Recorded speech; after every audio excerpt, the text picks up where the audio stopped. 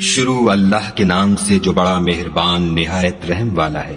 مومنو، اگر تم میری راہ میں لڑنے اور میری خوشنودی طلب کرنے کے لیے مکے سے نکلے ہو تو میرے اور اپنے دشمنوں کو دوست نہ بناؤ۔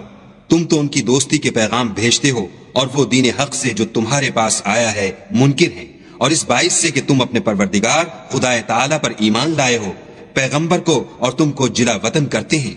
تم ان کی طرف پوشیدہ دوستی کے پیغام بھیجتے ہو، اور جو کچھ تم مخفی طور پر اور جو علل اعلان کرتے ہو وہ مجھے معلوم ہے، اور جو کوئی تم میں سے ایسا کرے گا وہ سیدھے رستے سے بھٹک گیا۔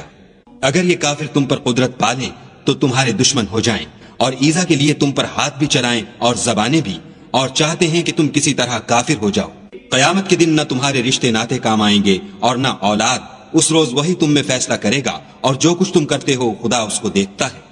تمہیں ابراہیم اور ان کے رفقا کی نیک چال چلنی ضرور ہے، جب انہوں نے اپنی قوم کے لوگوں سے کہا کہ ہم تم سے اور ان بتوں سے جن کو تم خدا کے سوا پوجتے ہو بے تعلق ہیں، اور تمہارے معبودوں کے کبھی قائل نہیں ہو سکتے، اور جب تک تم خدا واحد پر ایمان نہ لاؤ ہم میں تم میں ہمیشہ کھلم کھلا عداوت اور دشمنی رہے گی۔ ہاں، ابراہیم نے اپنے باپ سے یہ ضرور کہا کہ میں آپ کے لیے مغفرت مانگوں گا، اور میں خدا کے سامنے آپ کے بارے میں کسی چیز کا کچھ اختیار نہیں رکھتا۔ اے ہمارے پروردگار، تجھی پر ہمارا بھروسہ ہے، اور تیری ہی طرف ہم رجوع کرتے ہیں، اور تیرے ہی حضور میں ہمیں لوٹ کر آنا ہے۔ اے ہمارے پروردگار، ہم کو کافروں کے ہاتھ سے عذاب نہ دلانا، اور اے پروردگار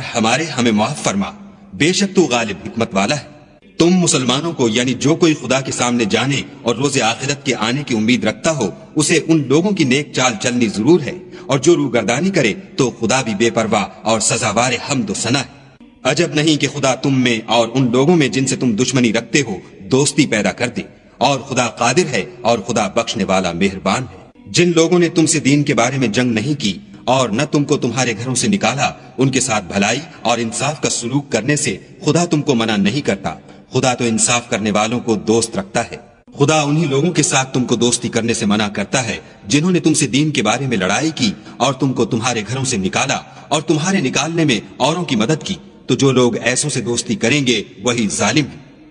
مومنو، جب تمہارے پاس مومن عورتیں وطن چھوڑ کر آئیں تو ان کی آزمائش کر لو، اور خدا تو ان کے ایمان کو خوب جانتا ہے۔ سو اگر تم کو معلوم ہو کہ مومن ہیں تو ان کو کفار کے پاس واپس نہ بھیجو کہ نہ یہ ان کو حلال ہیں اور نہ وہ ان کو جائز، اور جو کچھ انہوں نے ان پر خرچ کیا ہو وہ ان کو دے دو، اور تم پر کچھ گناہ نہیں کہ ان عورتوں کو مہر دے کر ان سے نکاح کر لو، اور کافر عورتوں کی ناموس کو قبضے میں نہ رکھو، یعنی کفار کو واپس دے دو، اور جو کچھ تم نے ان پر خرچ کیا ہو تم ان سے طلب کر لو، اور جو کچھ انہوں نے اپنی عورتوں پر خرچ کیا ہو وہ تم سے طلب کر لیں۔ یہ خدا کا حکم ہے جو تم میں فیصلہ کیے دیتا ہے، اور خدا جاننے والا حکمت والا ہے۔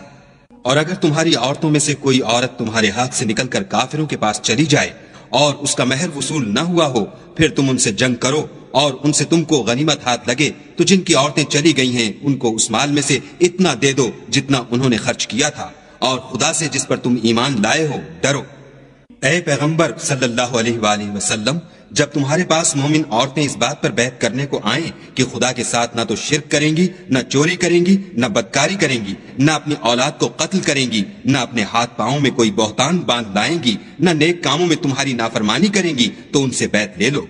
اور ان کے لیے خدا سے بخشش مانگو، بے شک خدا بخشنے والا مہربان ہے۔ مومنوں، ان لوگوں سے جن پر خدا غصے ہوا ہے دوستی نہ کرو، کیونکہ جس طرح کافروں کو مردوں کے جی اٹھنے کی امید نہیں، اسی طرح ان لوگوں کو بھی آخرت کے آنے کی امید نہیں۔